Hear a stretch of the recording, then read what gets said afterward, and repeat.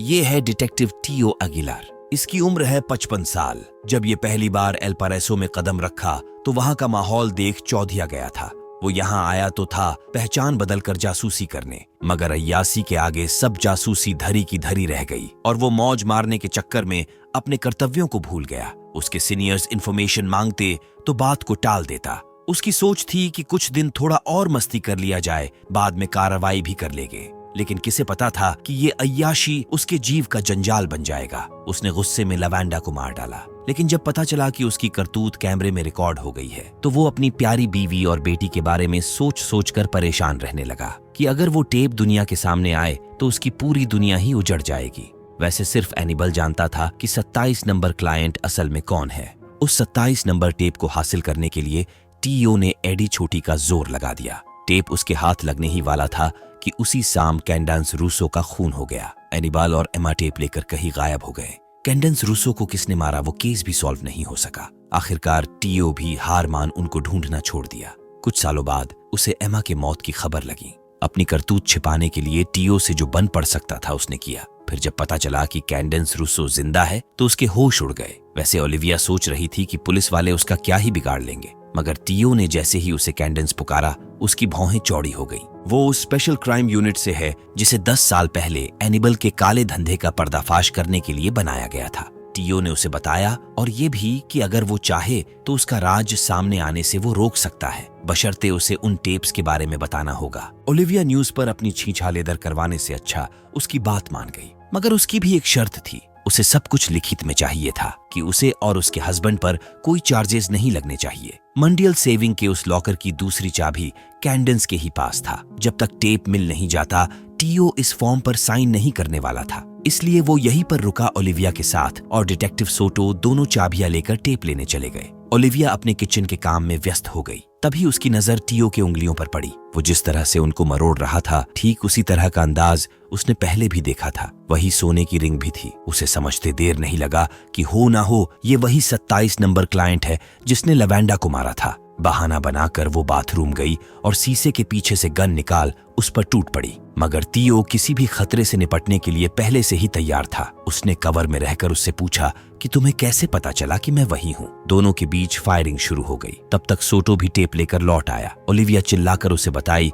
कि टीओ खूनी है, उसने उसकी एक फ्रेंड को मारा है जिसका टेप नंबर है 27। टीओ ने उसे टेप चेक करने से मना किया और बताया कि वो झूठ बोल रही है, पर वो नहीं माना, जिसके चलते उसे अपनी जान गंवानी पड़ी। किसी तरह ओलिविया टेप वाला बॉक्स उठाई, घर से बाहर भागी और एक अजनबी की कार छीनकर फरार हो गई। टीओ उसका पीछा किया तथा साथ में उसका मोबाइल भी टैप करने लगा। पता चला कि वो डिटेक्टिव लोरेना को फोन लगा रही है। अभी वो इतना ही बता पाई थी कि उन टेप्स में डिटेक्टिव टीओ का भी टेप है। तब तक टीओ ने उसका सिम ब्लॉक कर दिया। किसी तरह भागकर वो एक ट्रांसपोर्ट कंपनी में जाकर छिप गई। टीओ ने पता किया लेकिन वो नहीं मिली। तभी उसने गौर किया कि ये कंटेनर मार्बेला जा रहे हैं, यानी ओलिविया इसी फिराक में यहाँ आई होगी। वो तुरंत मार्बेला की तरफ निकल पड़ा। रास्ते में कर्नल प्रिएटो को भी बताता चला कि सोटो को ओलिविया ने मार डाला और टेप लेकर मार्बेला भागी है। वो भी उसी के पीछे जा रहा है। प्रिएटो ने उसकी मुश्किल आसान कर दी, ये बताकर कि आज दोपहर में ही मैट को मार्बेला के मालागा एयरपोर्ट पर गिरफ्तार कर लिया गया है। उसके जरिए वो ओलिविया तक पहुंच सकता है। तो वही ओलिविया उन्हीं कंटेनरों में से एक में छिपकर शाम तक मार्बेला के उस क्लब में पहुंची जो पॉला के एडेप्टेड पेरेंट्स ने उसे मैसेज किया था। वहां उसे कोई नहीं मिला। वो लौट ही रही थी कि तभी उसकी नजर किमी पर पड़ी। उसे इस हाल में देख बड़ी दुखी हुई कि आज भी वो उसी दलदल में फंसी हुई है। शो खत्म होने के बाद वो उससे मिलने पहुंची। किमी को तो अपनी आंखों पर विश्वास ही नहीं हुआ कि वो जिंदा है। दोनों गले लगकर खूब रोई। यही से कहानी फ्लैशबैक में जाती है जब एमा और एनिबल के गायब होने के बाद टीओ उसे आड़े हाथे लिया था। उसे किसी भी सूरत में एमा और एनिबल का पता चाहिए था, जिसके लिए वो किमी को इतना यातनाएं दिया कि किसी की भी रूह कांप जाए। एक अंगुली कटने पर भी किमी के पास कुछ ऐसा जानकारी नहीं था जिसे बताकर वो अपनी जान छुड़ाए। खैर, अंत में टीओ को उसे छोड़ना ही पड़ा। ये है मार्टिना डियाज, नकली नाम किमी डेल। उसका सपना था कि एक दिन वो मशहूर डांसर बने। इसी सपने को पूरा करने वो अपने देश अर्जेंटीना को छोड़ स्पेन चली आई। यहाँ आकर वो एनिबल के चुंगल में फंस गई। उसे वो सब कुछ करना पड़ा जो वो कभी नहीं करना चाहती थी। वही बेबसी उसे कैंडेंस के अंदर नजर आया। तब उसने ठाना कि चाहे जैसे भी हो वो कैंडेंस को संभालेगी, उसे किसी तरह इस दलदल से बाहर निकालने की कोशिश करेगी। पर वो नाकाम रही। इस बोझ तले जिंदा रहने से अच्छा उसने मौत चुना, मगर उसमें भी वो फेल हो गई। हार पछताकर फिर से नई शुरुआत की। नौकरी के लिए दर दर की ठोकरें खाई, मगर किसी जगह उसे काम नहीं मिला। आखिरकार पेट के खातिर वो फिर से उसी नर्क में लौट आई मैजिक बनकर। मतलब उसका नया नाम मैजिक था। कैंडेंस ने उसे अपना नाम बताया कि अब वो ओलिविया है। क्या हुआ, कैसे हुआ, किमी को सब कुछ जानना था, पर इस शोर शराबे के बीच वो सहज महसूस नहीं कर पा रही थी। ऊपर से डर भी था कि कहीं ये एनिबल का कोई जाल तो नहीं, इसलिए ये किमी के घर चल दिए। जाने से पहले ओलिविया ने बताया कि उसका हस्बैंड उससे मिलने यहाँ आने वाला है। किमी ने उसका भी इंतजाम कर दिया। दूसरी तरफ सोटो के मौत की छानबीन करने के बाद लोरेना को टीओ पर डाउट होने लगा था, मगर अफसोस उसे उस केस से निकाल दिया गया। गुस्से के मारे वो नौकरी छोड़कर चली आई। देर रात को उसके चीफ लंदन वर्मा उससे मिलने आए कि भले ही उसे इस केस से निकाला गया है, पर वो उसे अपनी मनमानी करने से नहीं रोक रहे। फिर क्या था, वो गैरकानूनी तरीके से जोई की मदद लेकर टीओ के पीछे पड़ गई। जोई उसकी लोकेशन ट्रैक की तो पता चला कि वो मार्बेला के मलागा शहर में है।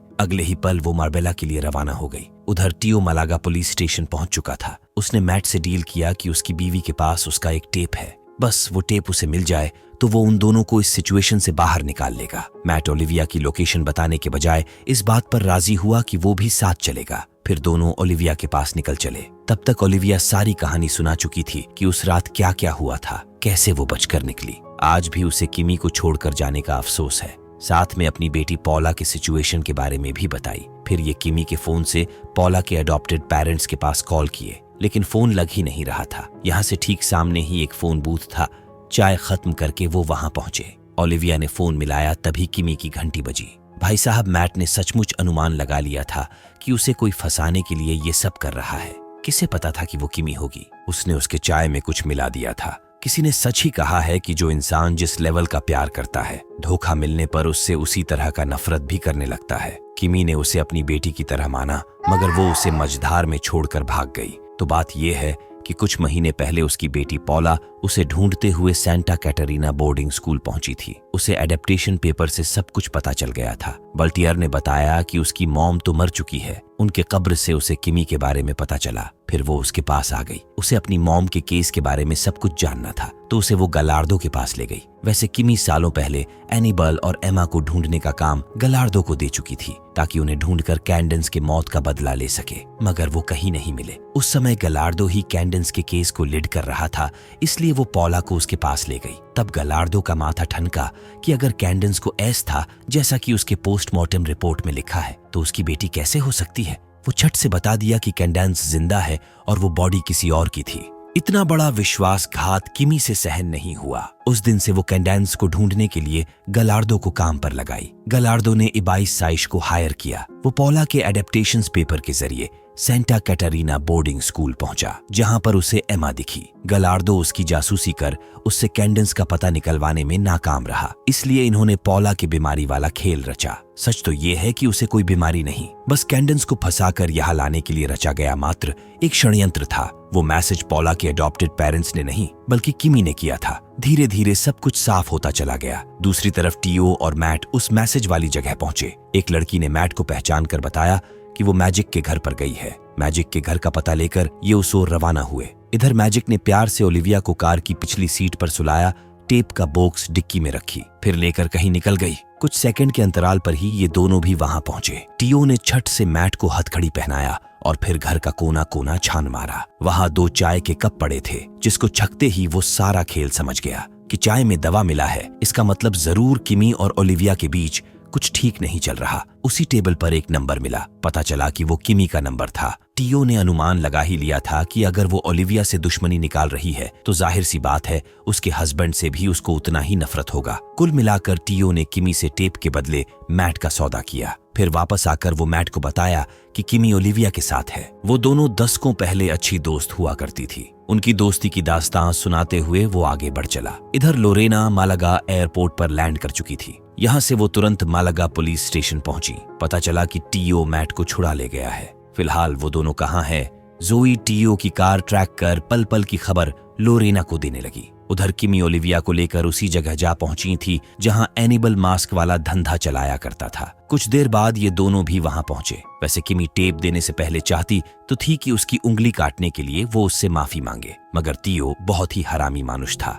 वो टेप का बॉक्स लिया और उसमें से 27 नंबर टेप जेब में डाला और चलता बना। जाकर मैट को बताया कि उसका काम हो गया, अब वो आजाद है। किमी उसका इंतजार कर रही हैं, उसी के पास ओलिविया है। मैट किमी से रूबरू होकर उसके साथ जाने लगा। वो उसे बहलाते फुसलाते अंदर ले गई और ले जाकर उसे कंटेनर के अंदर ही लॉक कर दी। वो खूब हाथ पैर चलाया, लेकिन वहां से बाहर निकलने का कोई रास्ता नहीं था। 10 साल बाद ही सही टीओ ने राहत की सांस ली, लेकिन उसे कहां पता था कि असली मुसीबत तो अब आने वाली है। लोरेना ने मालागा पुलिस के साथ टीम अप कर उसे घेर लिया, क्योंकि वो डिटेक्टिव सोटा के मर्डर केस का प्राइम सस्पेक्ट था। बंदूक की नोक पर हथकड़ी पहनाकर जब वो तलाशी ली तो वो 27 नंबर टेप के साथ साथ टेप का बॉक्स भी मिल गया। अगले ही पल मालागा पुलिस फोर्स भी वहां आ धमकी। टीओ ने उन्हें लाख समझाने की कोशिश की कि ये देश के सेफ्टी का मामला है, मगर मालागा पुलिस इस टेप को चेक किए बिना मानने वाले नहीं थे। लगा कि उसकी सच्चाई तो दुनिया के सामने आकर रहेगी, तो वो अपनी बेटी को क्या मुंह दिखाएगा। लोरेना से रिक्वेस्ट किया कि उसने जो किया वो उसके फैमिली को पता नहीं चलना चाहिए, फिर खुद को गोली मार लिया। वैसे लोरेना के लिए एक मुश्किल और था। मैट अगर टीओ के साथ था तो वो कहाँ है? वो फौरन टीओ की पिछली लोकेशन जहां पर वो ठहरा हो जोई को ढूंढने को बोली। एक झटके में उसे वो जगह मिल भी गया। दूसरी तरफ मैट लाचार होकर बैठा पड़ा था, तभी सामने लाइट जली। वहां कुर्सी पर ओलिविया को बांधा गया था। वो आज फिर कैंडिस बनेगी। उसे उसकी औकात पता चलना चाहिए कि वो किमी के बिना कुछ भी नहीं। उसे उसको धोखा नहीं देना चाहिए था। इसीलिए तो किमी ने ये सब तामझाम रचा था। उसके जाने के बाद किमी किस हालातों से गुजरी, वही एहसास वो ओलिविया को करवाने वाली है, बताया उसने। अगले पल कुछ दरिंदे भूखे भेड़ियों की तरह उस पर टूट पड़े। ये दिल दहला देने वाला मंजर मैट के नजरों के सामने हो रहा था, मगर सिर्फ तमाशा देखने के अलावा वो क्या ही कर सकता था। इतने में लोरेना पुलिस फोर्स के साथ यहाँ आ धमकी। सर्च ऑपरेशन शुरू हुआ। मैट के चिखने की आवाज सुन वो उस ओर दौड़े।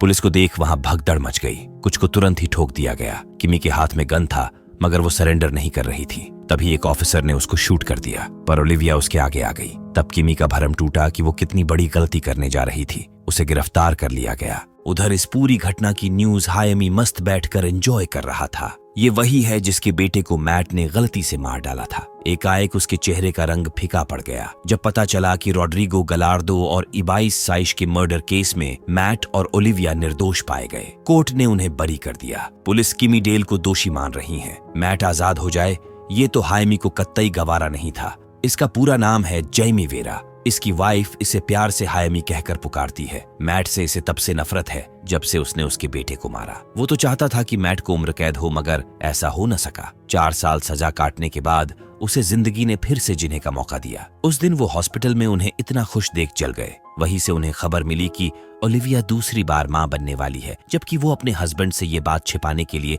डॉक्टर से रिक्वेस्ट की थी, ताकि वो मैट के सामने कहे कि मुबारक हो, आप पहली बार मां बनने वाली है। मस्त प्लान था जिसकी खबर हायमी को लग गई। आखिर मामला क्या है? हायमी पता लगाना शुरू किया, क्योंकि वो मैट को बर्बाद कर देना चाहता था। प्रेजेंट टाइम में हम ओलिविया को देखते हैं। वो और उसके पेट में पल रहा बच्चा दोनों खतरे से बाहर थे। तभी खबर मिली कि किमी उससे बात करना चाहती है। दोनों मिलकर सारे सिकवे के लिए दूर किए। फिर किमी ने उसे वो बताया जिसके लिए उसे यहाँ मिलने बुलाई थी। किमी को पौला के बारे में सब कुछ पता था। उसके जाने के बाद किमी से पूछताछ शुरू हुई कि गलार्डो और इबाइस को किसने मारा। किमी इसके बारे में कुछ नहीं जानती थी। वैसे लोरेना को लग रहा था कि जो पैसे ओलिविया ने गलार्डो और इबाइस को दिए, उसी के लालच में किमी ने उन दोनों को निपटा दिया। जिस गन से गलार्डो और इबाइस का खून हुआ था, उस पर जो फिंगरप्रिंट मिला वो भी आधा अधूरा ही था, जिसे एक्सपर्ट ठीक करने में काफी समय से लगे थे। यानी किमी तभी तक बची हुई है जब तक कि उस फिंगरप्रिंट के नतीजे सामने नहीं आ जाते। अगले दिन जेल से एक वीडियो सामने आया जिसमें रोबर्टो किसी चैनल वाले को इंटरव्यू देते हुए नजर आ रहा था कि माटियो विदाल खतरनाक है। सब जानते थे कि उसका और रोमेरो के बीच 36 का आंकड़ा था। अचानक रोमेरो एक दिन गिरकर मर जाता है, जो कि टोटली बकवास है। जेल में सब जानते हैं कि इसके पीछे विदाल था, फिर भी सब चुप रहे। इस वीडियो को देख तो यही लग रहा था कि कोई है जो मैट को बदनाम करना चाहता है, ताकि पुलिस उसे और गंभीरता से ले, इनोसेंट समझने की गलती ना करे। खैर, इसके पीछे जो भी हो, उसे सामने लाने के लिए उसने जोई को काम पर लगा दिया। भाई साहब जोई ने रोमेरो के खर खानदान की जन्म कुंडली निकाल ली, फिर उससे मिलने जेल पहुंची। उसे बताई कि वो विदाल की तरफ से आई है, जिस पर वो बात करने से मुकर गया। तब जोई ने उसे दिन में तारे दिखा दिए। उसके पास रोमेरो के छोटे भाई और भतीजे किस तरह हेरोइन का धंधा करते हैं, उसके सारे सबूत थे। अगले ही पल वो जनरेटर की तरह धक धका कर बोल पड़ा कि उनको कुछ नहीं होना चाहिए। उसे इंटरव्यू देने के लिए जेमी वेरा ने पैसे दिए थे और वो इंटरव्यू में वही बोला जो जेल में सबको लगता है। दूसरी तरफ उस एक्सपर्ट ने फिंगरप्रिंट ठीक कर लिया था, मगर एक दुविधा थी, वो फिंगरप्रिंट किमी से मैच नहीं हुआ। इसके पीछे जो शख्स था उसे देख ये सन्न रह गए। उस गन पर मैट के फिंगरप्रिंट थे। अगले पल ये मैट को दबोचने पहुंच गए। लोरेना ने उसे सब बता दिया कि जिस गन से इबाइस और गलार्डो का खून हुआ था उस पर मैट के फिंगरप्रिंट मिले हैं। उसे उनके साथ पुलिस स्टेशन चलना होगा। मैट ने उसे समझाया कि कोई उसे फिर से फंसाने की कोशिश कर रहा है।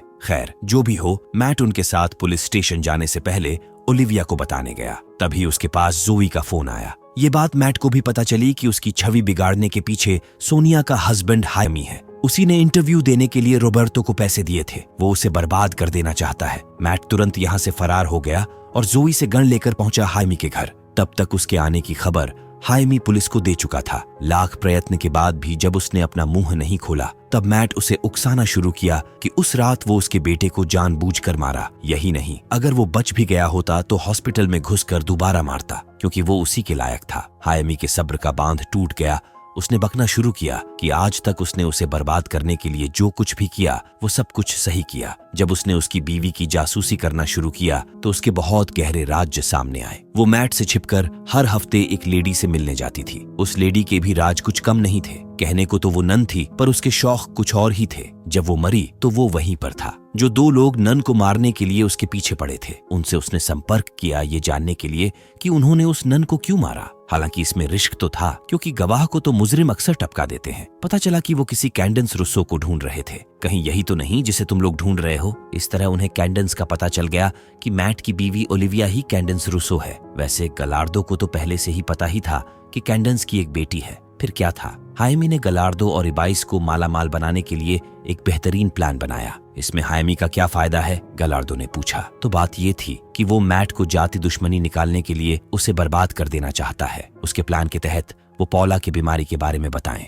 और उससे मिलवाने के लिए उनकी सारी सेविंग मांग लिए। किसी को बर्बाद करने के लिए इससे बढ़िया तरीका और क्या हो सकता है। उसके पैसे छीन लो, दिखा दो कि उसकी बीवी बेवफा है, अगला ऐसे ही निपट जाएगा। किसी तरह उन्हें पता चल गया कि हायमी माटियो विडाल से अपने बेटे के मौत का बदला लेने के लिए ये सब करवाया है, तो वो उल्टा उसे ही ब्लैकमेल करके 5 लाख रुपयों का डिमांड करने लगे। आनन फानन में गोली चल गई, जिससे गलार्डो वही ढेर हो गया। इसके तुरंत बाद इबाइस ने फोन किया कि उसके पकड़े जाने की नौबत आन पड़ी है। गलार्डो उसका फोन रिसीव नहीं कर रहा। हायमी ने उसे जगह बताया कि वो वही आकर बता रहा है और वहां पहुंचकर गलार्डो के गन से उसे भी मार डाला। यहाँ से तुरंत मैट के घर पहुंचा, उसके कार से उसका फिंगरप्रिंट लिया, फिर लाकर गन पर चेप दिया और चलता बना। यही वजह था कि पुलिस को उस गन पर मैट का फिंगरप्रिंट मिला। अब जाके उन्हें इंसाफ मिलेगा जब ये जिंदगी भर जेल में चक्की पीसेगा। लेकिन सोनिया को पता था कि मैट ने उनके बेटे को जानबूझकर नहीं मारा, बस सच उगलवाने के लिए वो हायमी को उकसा रहा था।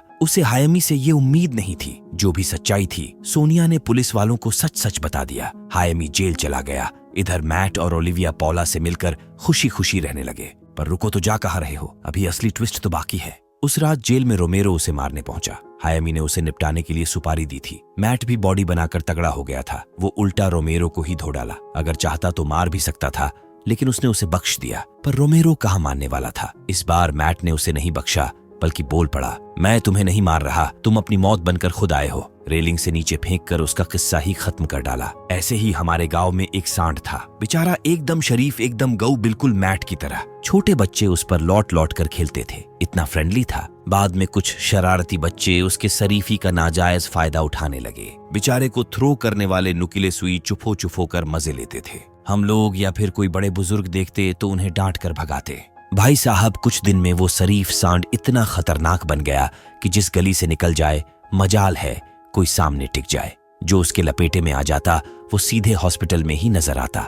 उस शरीफ सांड का आतंक इतना बढ़ गया था कि अंत में उस सांड को प्रशासन द्वारा शूट कर दिया गया। कहने का तात्पर्य यही है कि किसी को इतना न सताओ कि वो क्या से क्या बनने पर मजबूर हो जाए। खैर, मिलते हैं अगले वीडियो में।